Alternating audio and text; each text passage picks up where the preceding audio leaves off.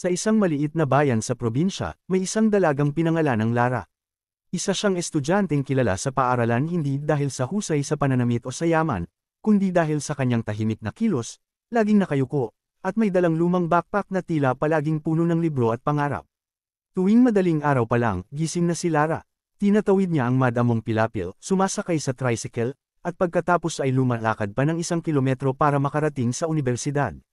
Sa lahat ng hirap, ni minsan hindi siya nagreklamo. Dahil sa puso niya, may isang pangako, makapagtapos para sa kanyang pamilya.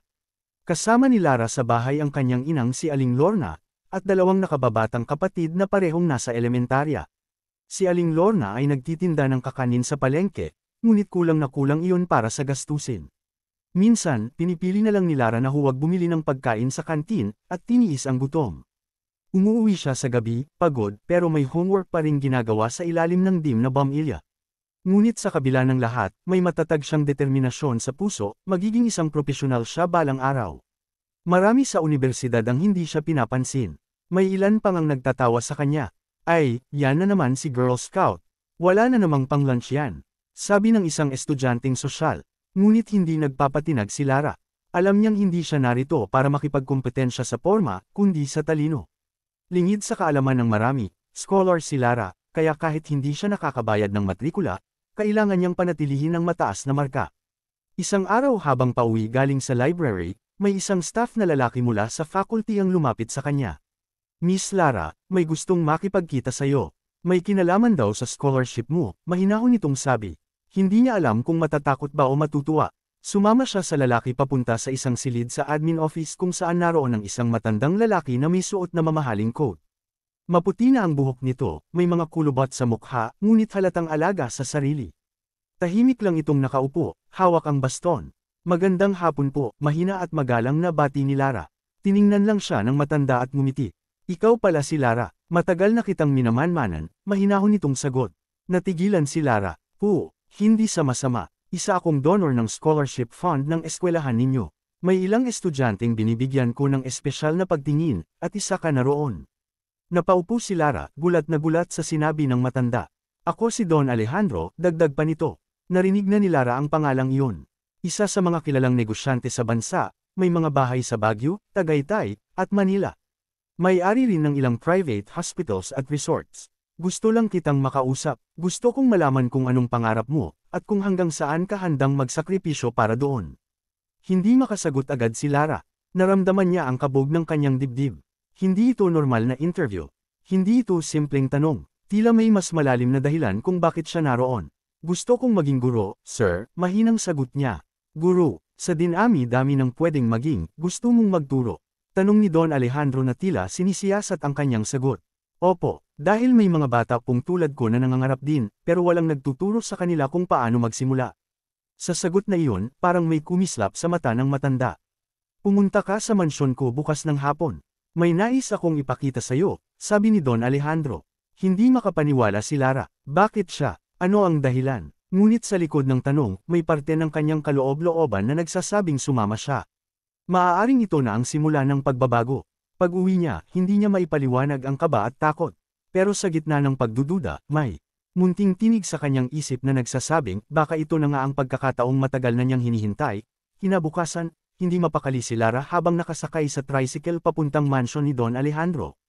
Ang kanyang palad ay pawis na pawis at ang dibdib niya'y kumakabog ng mabilis. Sa buong buhay niya, ngayon lang siya makakapasok sa isang tunay na mansyon, hindi mula sa panaginip, kundi sa realidad. Habang papalapit sa gate, namangha siya sa laki at ganda ng lugar. Mga halaman na parang pininturahan, malawak na bakuran, at isang bahay na parang kastilyo sa pelikula. Pagdating niya sa gate, isang lalaking nakaitim na coat ang sumalubong sa kanya. Miss Lara, halina po kayo, hinihintay na po kayo ni Don Alejandro. Tumanggo lang siya at tahimik na sumunod. Pinagbuksan siya ng malaking pinto at pinalakad sa hallway na may marble flooring at chandelier na parang bituin. Walang masyadong tao sa loob ng bahay, ngunit ramdam niya ang bigat ng katahimikan. Dinala siya ng lalaki sa isang malawak na sala kung saan naroon si Don Alejandro, nakaupo, umiinom ng tsaa. Lara, salamat at sumama ka, bungad ng matanda. Hindi ko alam kung dapat akong matuwa o kabahan po, sagot ni Lara, pilit ang ngiti. Natural lang ang kaba, pero wala kang dapat ikatakot. Gusto ko lang na makilala ka ng mas malalim. Inalok siya ng tsaa at agad siyang naupo. Sa loob ng ilang minuto, nagtanong si Don Alejandro tungkol sa pamilya ni Lara, ang kanyang buhay sa probinsya, at kung paano siya nakakaraos araw-araw. Tahimik si Lara sa simula, pero habang tumatagal, napansin niyang parang hindi ito tipikal na matanda. May lalim magsalita si Don Alejandro, at tila may tunay na interes sa kanya bilang tao. Alam mo, Lara, sambit ng matanda habang pinagmamasdan ng kanyang tasa, hindi na ako bata. Marami na akong pinagdaanan. Yumaman ako, pero kapalit noon ay kalungkutan. Nawalan ako ng asawa. Ang anak ko, hindi na ako kinakausap. Namatay akong buhay, kung tutuusin. Hindi alam ni Lara kung anong isasagot. Hindi siya sanay sa ganitong bukas na pag-uusap, lalo na mula sa isang mayaman. Ngunit naman niya ang lungkot sa mga mata ng matanda. Pasensya na po, pero bakit po ninyo sinasabi ito sa akin? Tanong ni Lara, maingat ang tono. Dahil gusto kong may makinig. At gusto kong malaman mo kung bakit kita pinatawag. Tumayo si Don Alejandro at lumapit sa isang lamesang puno ng larawan, mga lumang litrato ng isang babae, mga bata, at mga negosyong itinayo niya. Wala akong may iwan, wala akong mapagkakatiwalaan, pero ikaw, may liwanag kang dala. Napatingin si Lara sa kanya, gulat sa sinabi. Hindi ko maintindihan, bulong niya. Hindi mo pa kailangang intindihin. Pero gusto ko lang malaman mo, na baka may layunin ang lahat ng ito. Habang papauwi si Lara matapos ang pag-uusap, hindi na mawala sa isip niya ang mga sinabi ng matanda. Hindi ito basta pag-uusap tungkol sa scholarship. May mas malalim na dahilan. At unti-unti, nakakaramdam siya ng halong hiwaga, takot, at kuryusidad. Kinagabihan, hindi siya nakatulog ng maayos. Paulit-ulit sa isip niya ang mga tanong. Bakit siya? Anong gusto talaga ni Don Alejandro? At bakit parang may malalim na lungkot sa likod ng kanyang mga mata? Kinabukasan, nakatanggap siya ng tawag mula sa tauhan ng matanda. Inaasahan po kayo bukas ulit. May nais pong sabihin si Don Alejandro na mahalaga. Wala siyang masabi kundi, opo. Sa simpleng dalaga na lumaki sa hirap, ang kanyang mundo ay unti-unting nagbabago.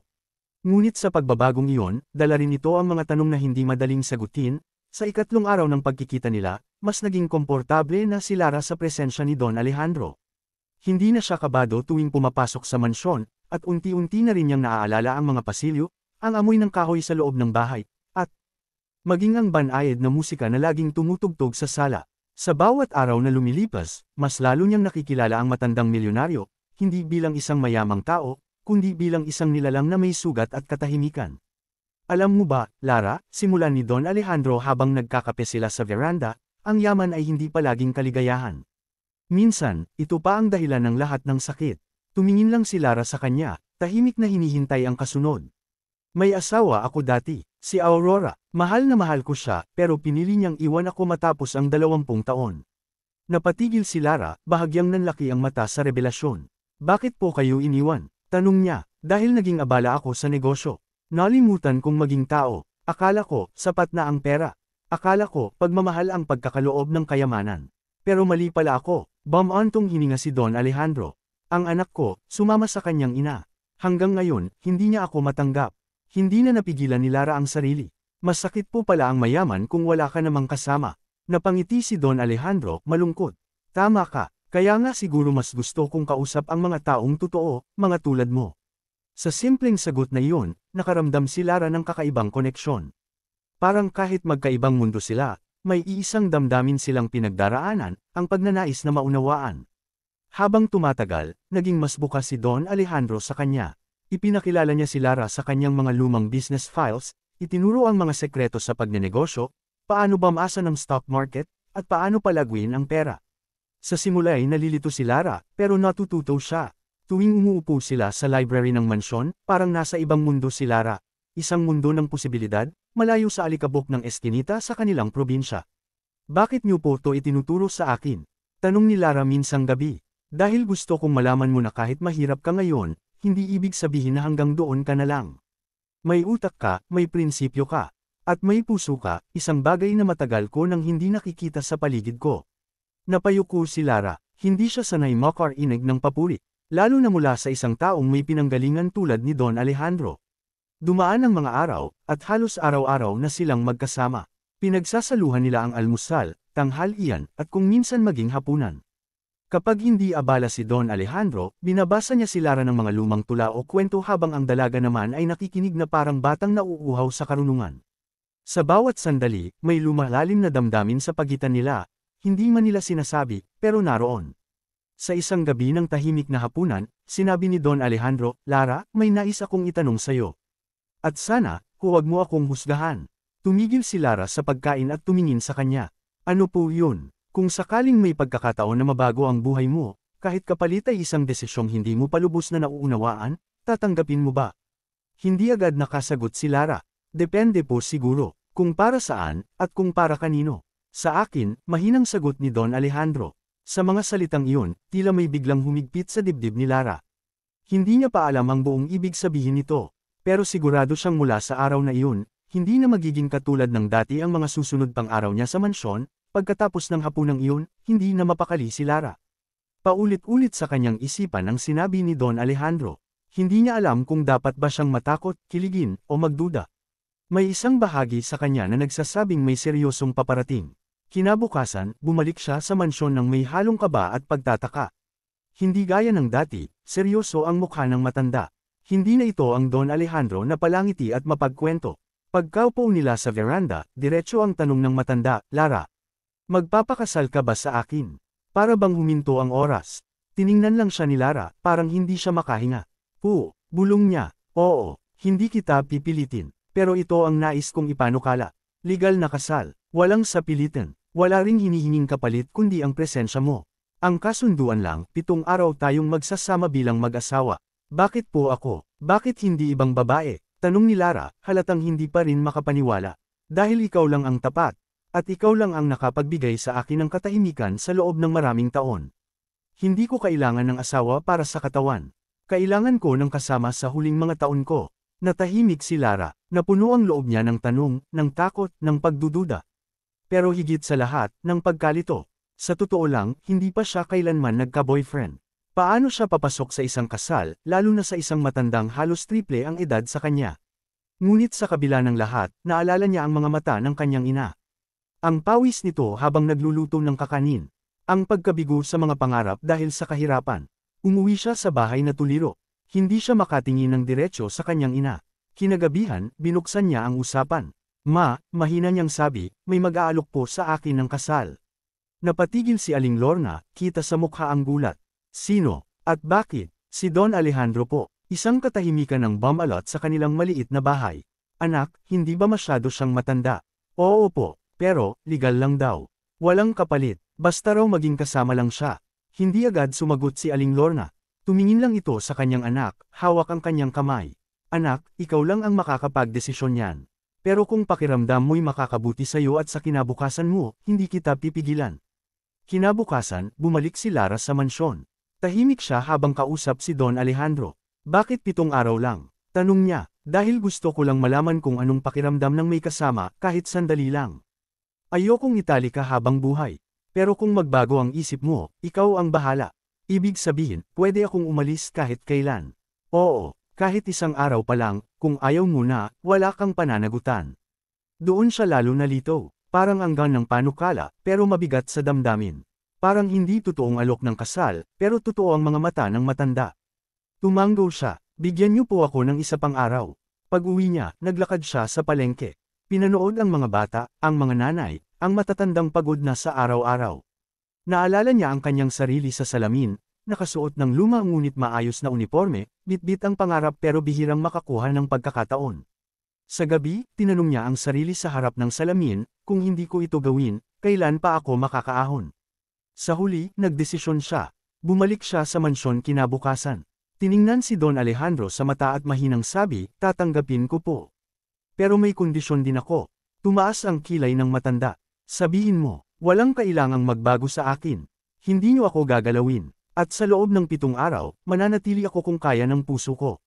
Tumango si Don Alejandro. "Sapat na yan. Aasikasuhin ko na ang papeles." Sa araw na iyon, si Lara ay hindi na lang isang estudyanteng nangangarap.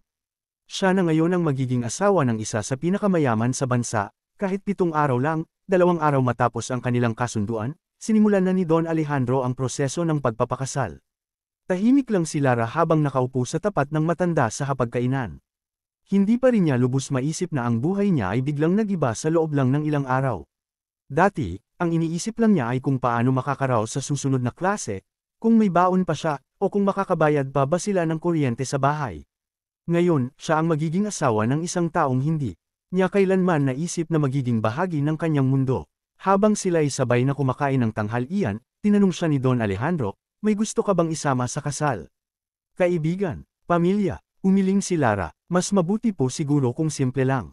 Ayoko rin pong mapansin ng ibang tao. Baka kung ano pa ang sabihin. Tumango si Don Alejandro, naiintindihan ko. Ang simpleng seremonya ay sapat na. Hindi natin kailangan ng engranding selebrasyon para sa isang kasunduan. Mula noon, bawat araw ay naging mas tahimik ngunit mas malalim ang koneksyon nila. Hindi man sila madalas mag-usap ng mahaba, sapat na ang tinginan at presensya para malaman ni Lara na hindi siya ginagawang laruan ng matanda. Ginagalang siya ni Don Alejandro. Sa tuwing uupo siya sa library, may bagong librong nakahanda para sa kanya. Kapag siya ay inaantok habang nagbabasa, si Don Alejandro mismo ang nagtutimpla ng tsaa at binibigyan siya ng kumot. Isang araw habang naglalakad sila sa hardin, napansin ni Lara ang isang lumang upuan sa ilalim ng puno ng mangga. Dito po kayo madalas tumambay? Tanong niya. Oo, dito kami madalas umupo ni Aurora dati. Bago niya ako iniwan, hindi na muling nagsalita si Lara. Umupo lang siya sa tabi ni Don Alejandro, at sabay silang tumingin sa langit na puno ng dahon at liwanag ng araw.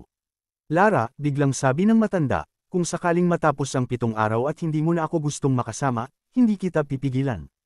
Pero kung sakali rin lang na gusto mong manatili, hindi ko rin ipagkakait sa'yo. Hindi sumagot si Lara. Sa totoo lang, hindi rin niya alam ang sagot.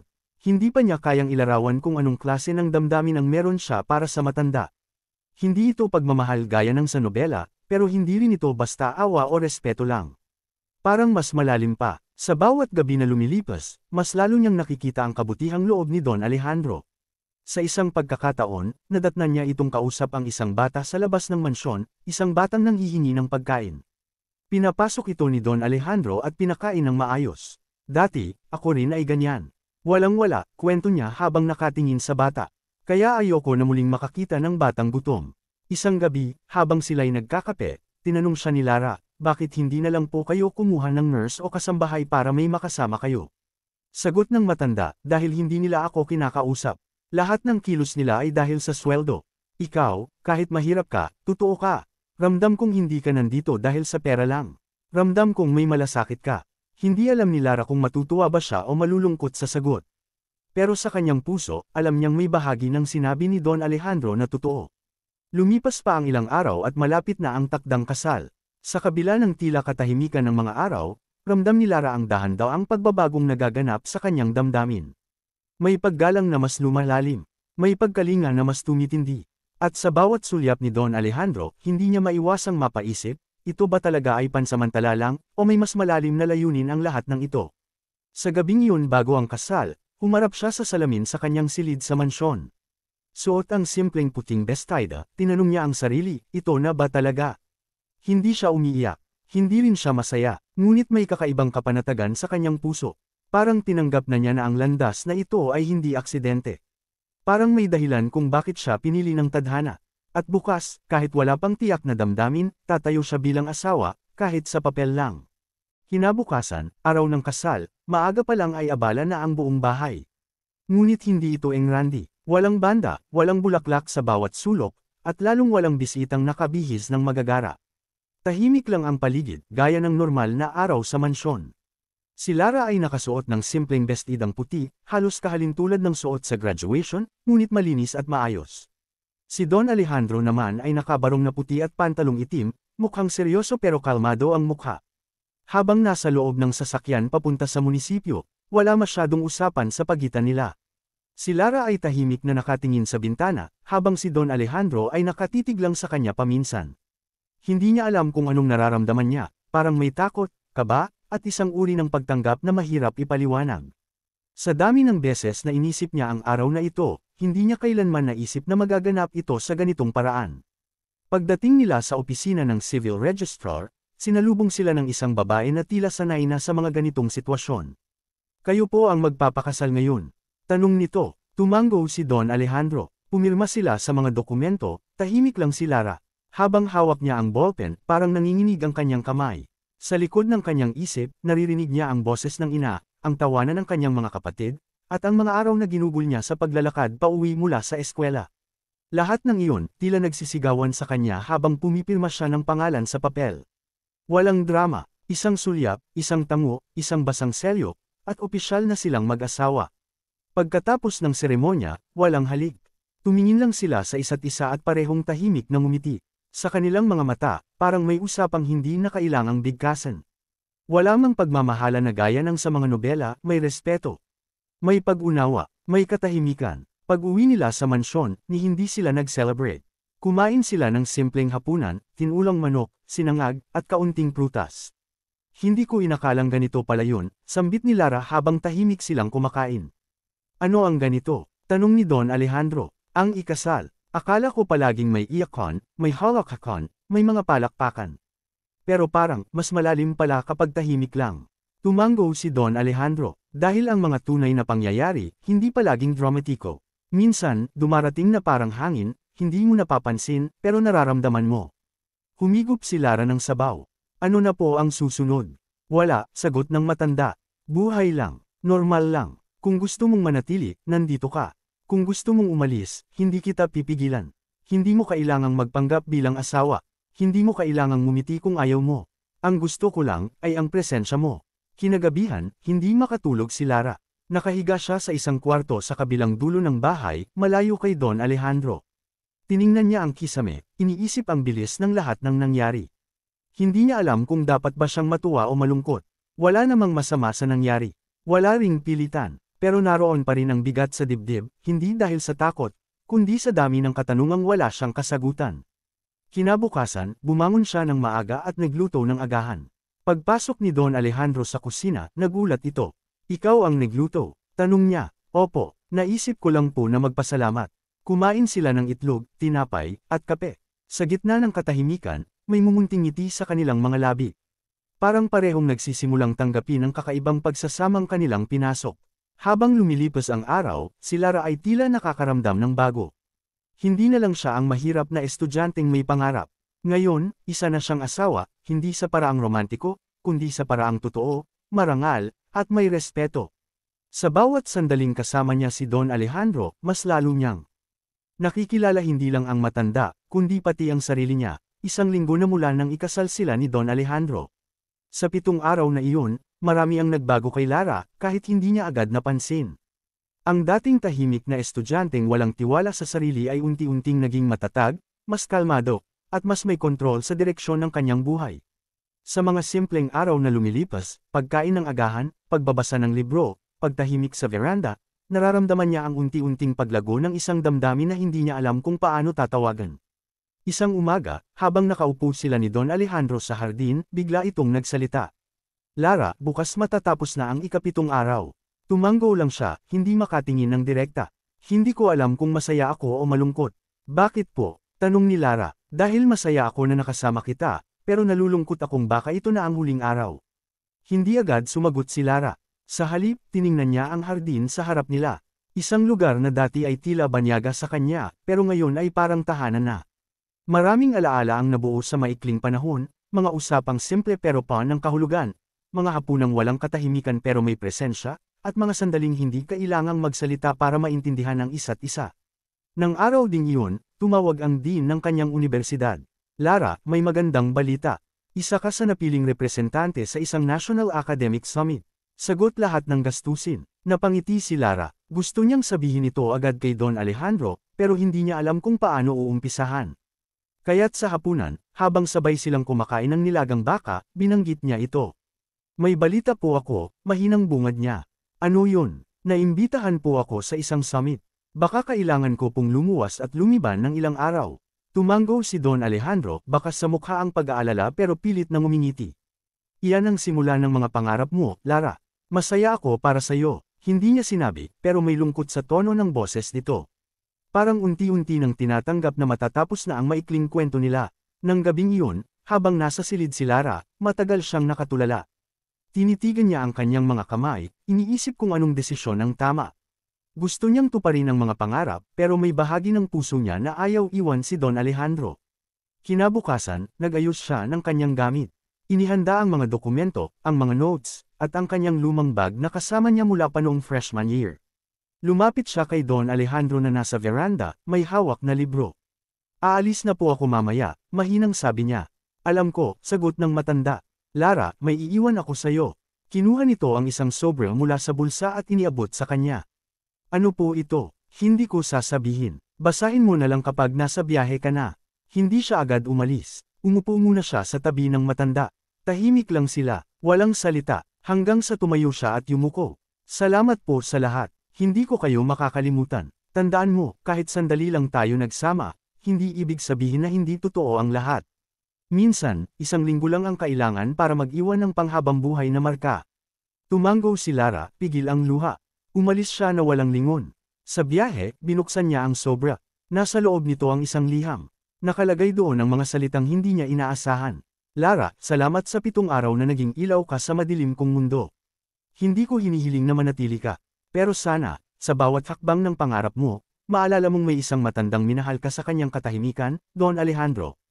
Hindi niya napigilan ang luhang damaloy. Sa 7 araw, hindi lang niya natutunan ang halaga ng pagkakataon.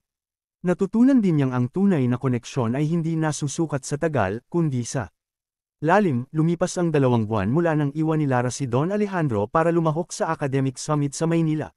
Matapos nito, sunod-sunod na oportunidad ang dumating sa kanya, isang internship sa isang kilalang institusyon, scholarship mula sa isang NGO, at isang alok na makapag-aral sa ibang bansa. Ang dating mahirap na estudyanteng kailan lang ay walang sapat na pambili ng papel, ngayon unti-unti nang nilalapitan ng kinabukasan. Sa kabila ng lahat ng magandang nangyayari, may bahagi sa kanyang puso na hindi mapalagay.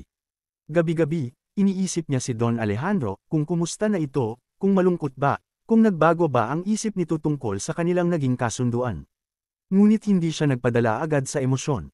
Pinili niyang tapusin muna ang dapat unahin. Isang araw, habang siya'y nasa library ng universidad, may natanggap siyang tawag. Miss Lara, ito po si Mang Ernesto, ang tagapamahala ng mansyon ni Don Alejandro. May gusto po sana kaming iparating sa inyo. Napatigil siya sa pagbasa ng libro. Ano po yun? Pumanaw na po si Don Alejandro kaninang umaga. Parang binuhusan ng malamig na tubig si Lara. Hindi siya makapagsalita, hindi siya makagalaw. Agad siyang umuwi sa kanilang bahay sa probinsya at noong kinabukasan, bumiyahe papunta sa mansyon.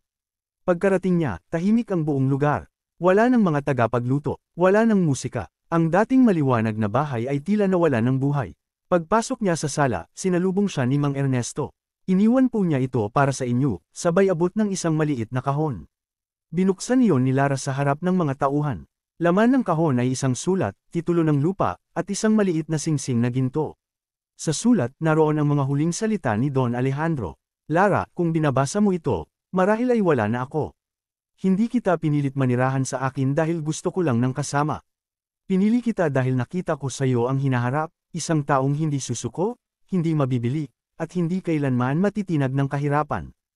Ang lupang ito ay para sa iyo at sa iyong pamilya, hindi bilang bayad sa pag-ibig, kundi bilang pasasalamat sa liwanag na binigay mo sa huling mga araw ko. Mahal kita, sa paraang hindi kailangang ipagsigawan. Tahimik lang si Lara habang binabasa ang liham. Wala siyang sinabi, yumuko lang siya at pinisil ang singsing. Sa gabing iyon, tumuloy siya sa kwartong dati niyang tinutuluyan. Umupo siya sa lumang upuan sa ilalim ng punong mangga, at doon niya ibinuhos ang lahat ng luhang pinipigil niya noon pa. Makaraan ng ilang linggo, ibinenta niya ang bahagi ng lupa, at ginamit ang pondo para makapagpatayo ng isang maliit na paaralan sa kanilang probinsya. Tinawag niya itong Alejandro Learning Center, isang lugar kung saan ang mga batang gaya niya ay makakakamit ng edukasyon kahit walang sapat na pera. Siya na rin mismo ang nagturo roon habang tinatapos ang kanyang master's degree. Minsan, habang naglilinis ng silid-aralan, may batang lalapit at magtatanong, Teacher Lara, totoo po bang napangasawa niyo ang isang milyonaryo? Ngiti lang ang isasagot niya. Oo, pero mas totoo ang kwento ng kung paanong may mga taong kayang magmahal kahit sa katahimikan. Sa huli, hindi mahalaga kung ilang araw kayong nagsama. Ang mahalaga, sa loob ng panahong iyon, minahal mo ng buo, binigyang halaga mo ang presensya ng isa't isa, at nag-iwan ka ng kabutihan sa puso ng kapwa. Para kay Lara, ang 7 araw na iyon ang naging simula ng lahat. Simula ng tunay na buhay, ng mas malawak na pangarap, at ng isang pagmamahal na hindi kailanman naglaho.